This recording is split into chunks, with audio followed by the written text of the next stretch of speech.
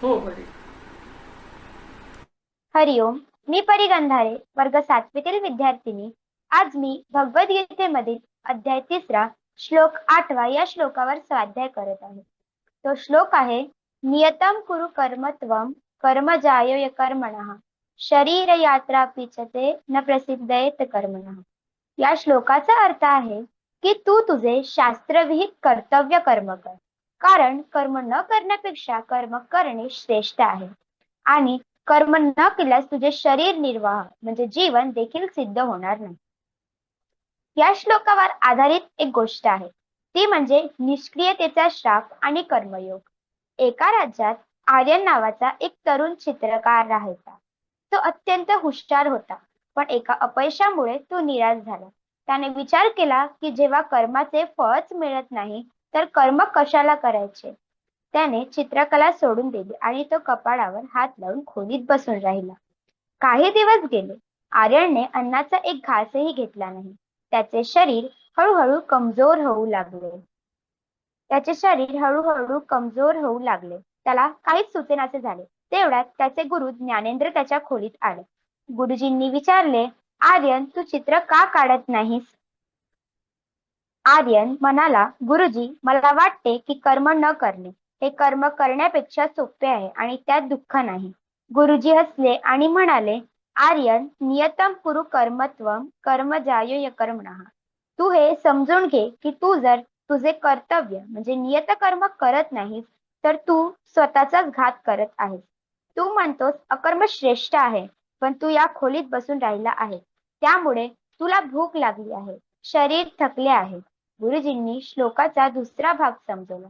शरीर यात्रा पिचते न प्रसिद्ध एत कर्मणः. याचा अर्थ असा की तू जर काहीच कर्म म्हणजे अकर्म केले नाहीस तर तुझे शरीर निर्वाह मीन्स बॉडी मेंटेनन्स देखील चालायचे नाही. श्वास घेणे हे देखील कर्मच आहे.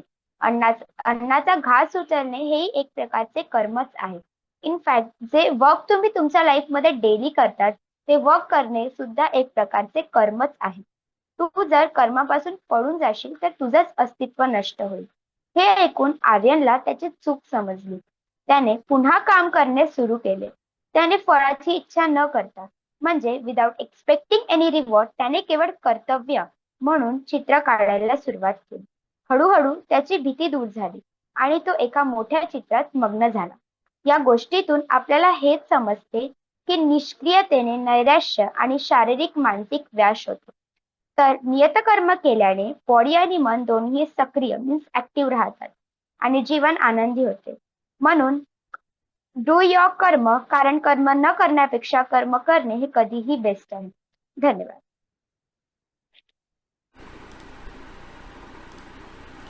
परी, खूपच सुंदर.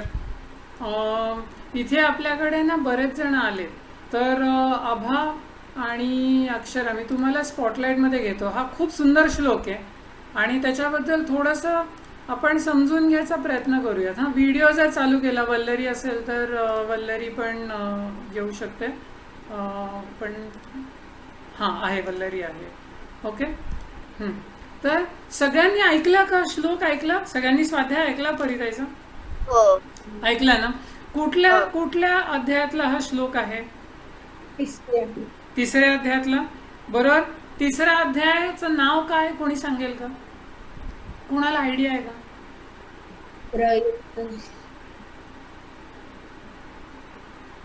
थर्ड अध्याय, चॅप्टर 3. कुठल्या पुस्तकातला आहे हा चॅप्टर? भगवद्गीता, श्रीमद भगवद्गीता, हो की नाही? आणि भगवद्गीतेतल्या तिसऱ्या अध्यायाचं नाव काय आहे?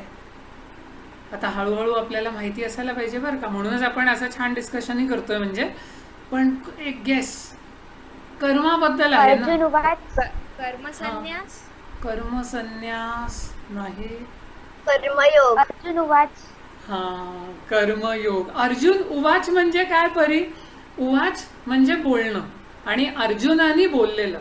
त्यामुळे जे तुला अर्जुन उवाच म्हणतेस ना, तो अर्जुनाचा प्रश्न आलेला आहे आणि त्या प्रश्नाला पुढे उत्तर दिलंय. आणि कर्मयोग जे आभानी सांगितलं की नाही आता, तर कर्मयोग असं म्हटलंय. तर तुम्ही गंमत बघा बरं का. कर्म म्हणजे काय? वर्क, राईट, ड्युटी असं आपण म्हणूयात. आणि योग म्हणजे काय?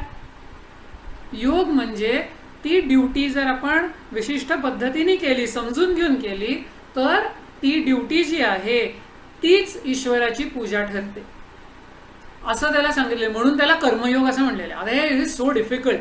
आणि ह्याच्यामध्ये काय सांगितलं या सगळ्या श्लोकामध्ये, की तुमचं नियत कर्म करावं. मग अशी अक्षराने गोष्ट कोणाची सांगितली? खारीची सांगितली की नाही? खार करत काय होती तिथे?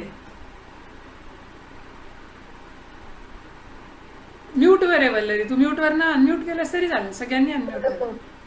कर्म करत होती आणि ती तिची ड्युटी करत होती, हो की नाही? नियत कर्म म्हणजे काय? जे आपल्याला सहज प्राप्त झालंय. आता तुम्हाला सहज कुठलं कर्म प्राप्त झालंय सांगा बरं? आता आपण इन्स्टंटली ह्या इन्स्टन्सला कुठलं कर्म करतोय?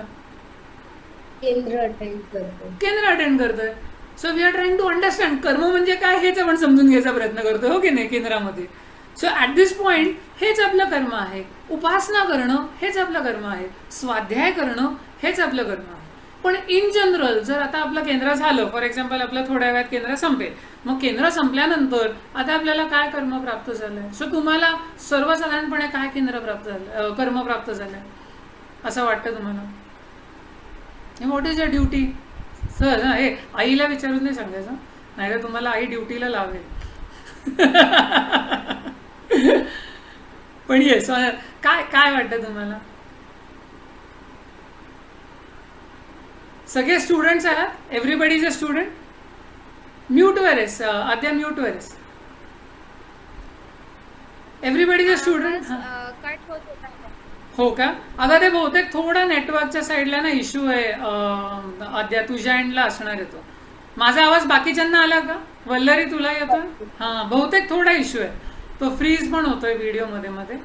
पण ठीक आहे, हरकत नाही, हरकत नाही. हा, सो मध्ये आवाज येईल, मध्ये कदाचित तुझ्या एंडला थोडासा कट होईल. So see, everybody is a student, right? So as a student to study is our नियतकर्म. आलं का लक्षात? हो. करेक्ट. आता तुम्ही सगळे, somebody is a daughter, I am a son to my parents, right? तर जेव्हा आपण एखादी म्हणजे मुलगी किंवा मुलगा असं म्हणू ना, तर every son and or a daughter has a certain natural duty towards their parents, हो की नाही? तर मुलगा किंवा मुलगी म्हणून आपल्याला आपल्या आईवडिलांच्या प्रती काही नियतकर्म असतं. असं आपल्या जे जे जिथे जिथे आपण जातो, ज्या ज्या एन्व्हायरमेंटमध्ये असतो, त्या त्या एन्व्हायरमेंटला आणि सर्कमस्टन्सेसमध्ये काही ना काही आपल्याला प्राप्त झालेलं असं कर्म असतं. तर हे सगळ्यांनी लक्षात घेतलं पाहिजे थोडंसं, की नियत कर्म म्हणजे आपल्याला प्राप्त झालेली ड्युटी. आणि ह्याच्यामध्ये खूप कन्फ्युजन होऊ शकतं. आता भगवद्गीतेमध्ये हे कन्फ्युजन कुठे सुरू झालं? भगवंताला हा श्लोक म्हणजे भगवान श्रीकृष्णांना अर्जुनाला हे का सांगायला लागलं? कोणी सांगेल का मला? तिने फार सुंदर परीने गोष्ट सांगितली. कारण युद्ध करायला तयार. हा, युद्ध करायचीच तयारी नव्हती, हो की नाही? आपल्याला युद्ध करायला सांगितलं तर आपण पळूनच जाऊ होते, कारण समोर एकापेक्षा एक राक्षस बिंदुकी आणि वेपन्स घेऊन आले, तर आपल्याला काहीच माहिती नाहीये. सो दॅट कर्म वॉज व्हेरी व्हेरी डिफिकल्ट. अर्जुनाला जे करायचं होतं ते अतिशय अतिशय अवघड कर्म होतं. त्याला त्यांनी घोर कर्म म्हटलंय, कारण त्याला पुढे संहार करायचा होता आणि स्वकीयांचाच संहार करायचा होता. So it was not easy at all. तुम्ही इमॅजिन करा, तुम्ही अर्जुनाच्या जागेवरती जा आणि आता आजोबांना, पणजोबांना, काकांना आणि अशा सर्व आपल्या भावंडांना ठार करायचे. सख्खे नसतील, चुलते असतील, पण आपल्या समोर शस्त्र घेऊन, सैन्य घेऊन उभे राहिलेले आहेत. किती अवघड असणार ते कर्म, हो की नाही? किती अवघड असेल. प्रचंड विलक्षण वेदना देणारं ते कर्म होतं, पण ते नियत कर्म म्हणून त्याला प्राप्त झालं. आता आपल्याला तर युद्ध करायला लागत नाही, आपल्याला इतकं घोर कर्म खरं तर प्राप्त होत नाही, कारण आपण ज्या सर्कमस्टन्सेसमध्ये आलोय. आणि पुढे मला वाटतं अध्यास त्याच्यावरती एक स्वाध्याय सादर करणार आहे, ते आपण ऐकूयात. अमेझिंग ती व्यक्ती आहे, पण त्यांच्या अशा अनेक लोकांमुळे आज we have got a very good system, ecosystem, right? Environment ज्याच्यामध्ये आपला जन्म झालाय, आपण अभ्यास करू शकतोय, आपण काम करू शकतोय, आपण केंद्र कंडक्ट करू शकतोय. पण असं सगळं असताना सुद्धा आपण सुरुवातीला उपासनेमध्ये जे बघितलं, की आपल्या मनामध्ये अनंत बुलेट ट्रेन्स चालू असतात, जामझूम जामझूम जामझूम जात असतात. हे पाहिजे हे नको, हे पाहिजे हे नको, ते द्या ते का नाही दिलं, मूड गेला, मूड आला, आता हे असं झालं, आता तसं झालं, आता इथे धावतोय. तर ह्या सगळ्या बुलेट ट्रेन्स थोड्या थोड्या स्टेशनला स्थिर करायला लागतात, पार्क करायला लागतात, योग्य त्या रुळावरनं चालवायला लागतात आणि त्याच्यासाठी हे नियतकर्म समजून घेणं आणि ते नीट करणं आणि उपासना कर्म करणं. उपासना कर्म हे आपलं नियतकर्म आहे, हे लक्षात ठेवायचं. वन ऑफ द नियतकर्मच. आणि जे जे कर्म आपण करतो खारीसारखं करायचं, की राम बाप्पाला नमस्कार करायचा आणि करायचं, ते नियतकर्म होऊन जातं. आणि मग राम बाप्पाची जशी 3 बोटं खारीच्या पाठीवरनं उमटलेली आहेत, आपल्या डोक्यावरती त्याचा नक्की आशीर्वाद आपल्याला प्राप्त होतोच होतो, यात काही शंका नाही.